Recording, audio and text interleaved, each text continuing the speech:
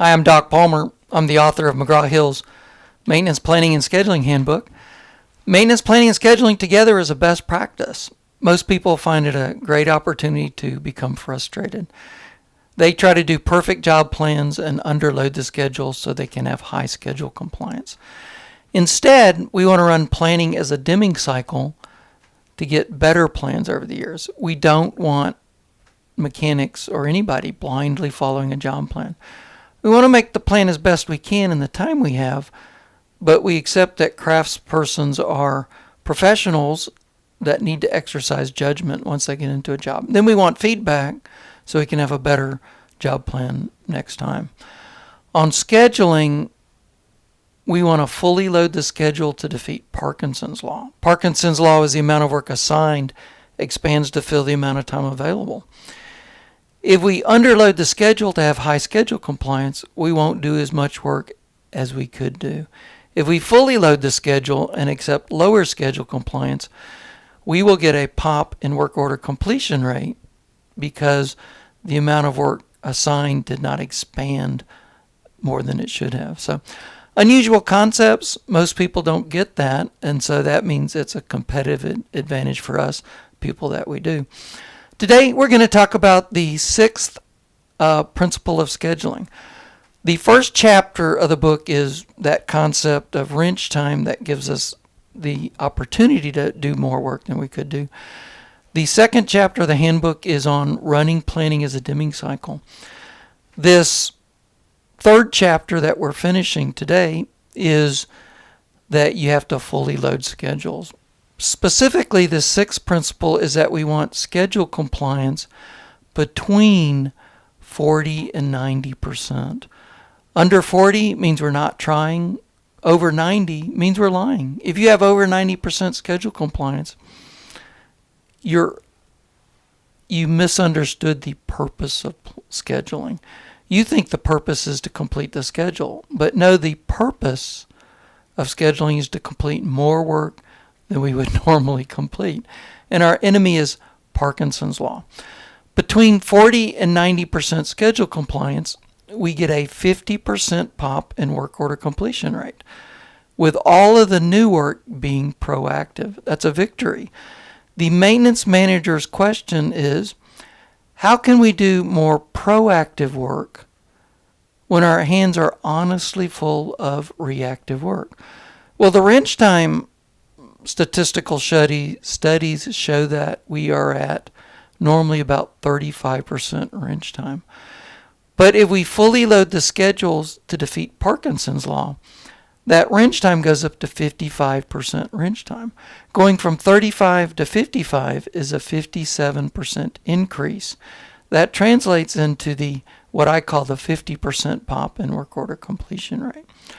So under 40% schedule compliance means that the supervisors are not ignoring the schedule.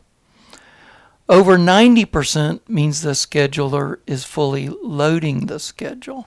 You have to have both those things to get the 50% pop.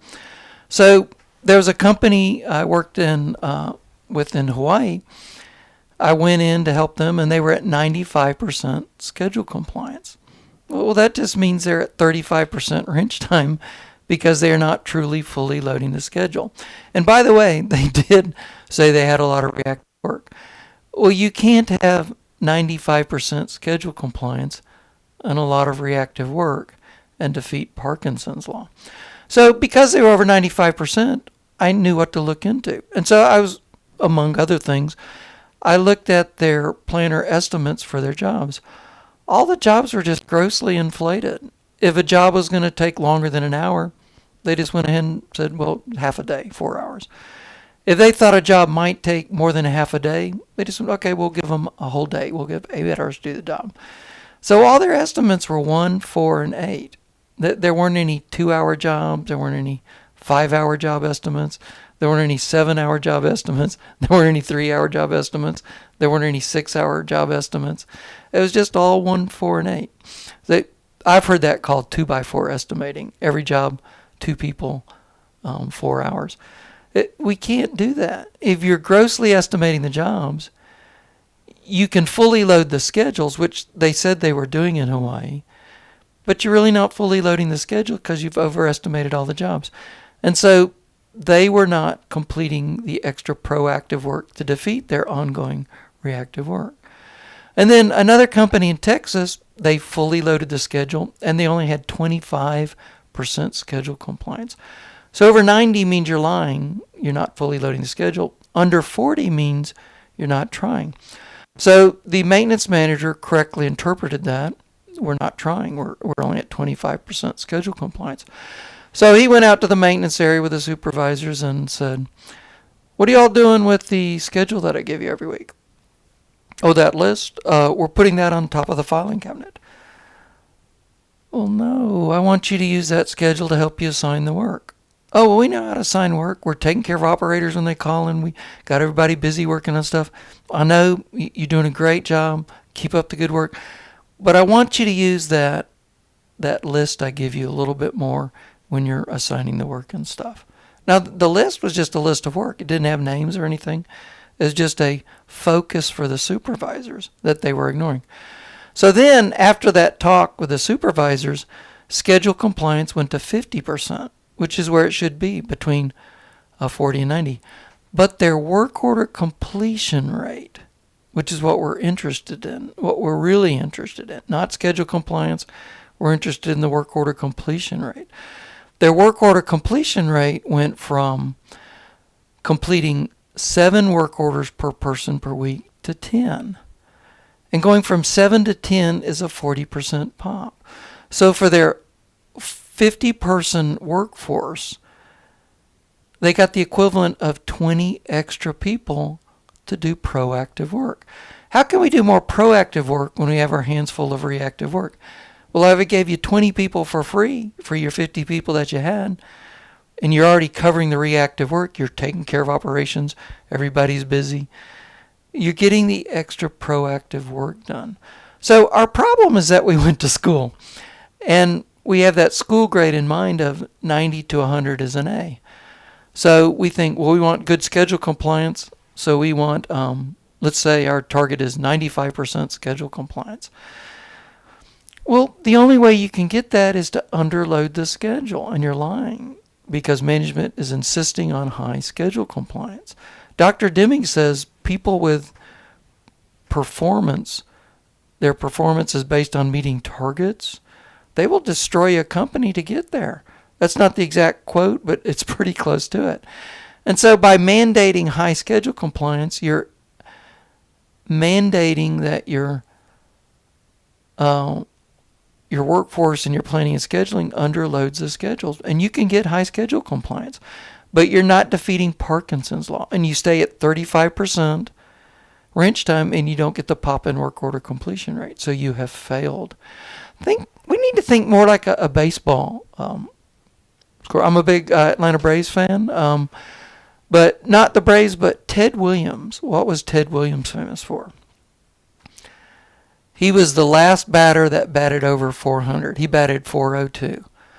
Well, that's only 40%. We wouldn't let him work here. We wouldn't let him play for our team. That's terrible. Let's get somebody that can bat 95%, bat 900. That's just not going to happen. Unless they're teeing it up and they're cheating. That's appropriate for the T-ball. That's not professional baseball. You know, if I could bat 300, I wouldn't be sitting here talking to you. I'd be playing for the Atlanta Braves. But of course, my batting average that's not where it is. So we want to be between 40 and 90% though. So the baseball just gives you the idea, hey, we don't have to be at 90%. But think bowling. Bowling 10 pins, you're trying to knock down the 10 pins. If you could bowl, let's see, perfection would be 300. If you could routinely bowl 200, you'd be a pretty good bowler. Well, that's only 67%. I know. We're not in school. This is not a school grade. This is a bowling score. That would be good schedule compliance. So between 40 and 90% schedule compliance, you get the 50% pop-in work order completion rate. Don't mess with your supervisors that we need better schedule compliance. No. They're above 40. Don't mess with them. You're below 90. Well, don't mess with the scheduler. The scheduler's doing their job. They're fully loading the schedule. Now, you get the 50% pop in work order completion rate of pure proactive work. You've answered your management biggest problem at the moment, which is how can we do more proactive work to keep things from breaking when right now we're just drowning in reactive work? We're keeping up with it. How do we get ahead? You've achieved that. But we're not finished. If you're between 40 and 90%, there's still money on the table. Maybe your operators are breaking things because they need training.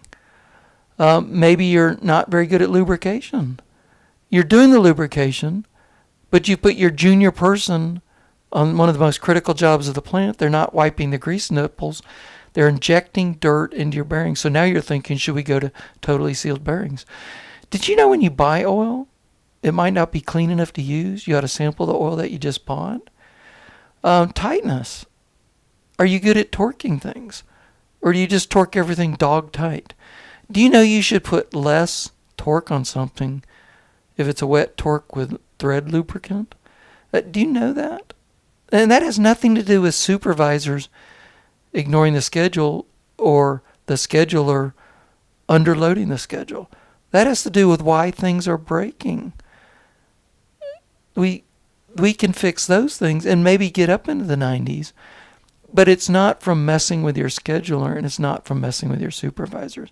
So we're going to fully load the schedules. And finally, the term for completing the work that you had on the weekly schedule, the industry term is schedule compliance.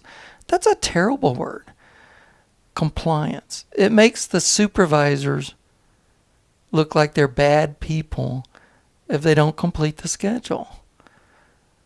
And the schedulers are trying to help them by underloading the schedule so the supervisors won't be bad people and they can comply to an underloaded schedule, and you can have 95% schedule compliance and look good.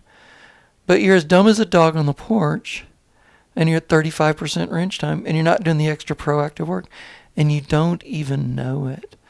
Schedule success is a better word. We're trying to succeed in getting control over our maintenance force.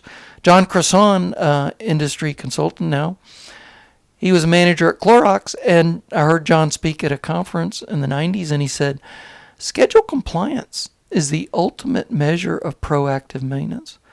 If you can say what you're going to do with all your maintenance resources next week and get it done, you're in control and you're proactive. If you fully load your schedule with all your resources and you can't get it done, you're not as proactive as you could be. And it's not just supervisors, not just the schedulers. It's all of your proactive maintenance practices. Are you doing root cause analysis to get rid of your most troublesome equipment? Are you doing project management to complete those projects so you can be more proactive and keep things from breaking? So schedule compliance is the ultimate measure of proactive maintenance, but the word compliance is so dangerous. I like the word schedule success. So shoot for 40 to 90% schedule success. Let me know how you're doing. And thank you for joining me. Thank you for letting me give you my ideas. And we'll join together again next time and talk about reactive maintenance. Can we plan and schedule some reactive work? And the answer is yes, but it's a qualified yes. And we'll see you next time, and God bless.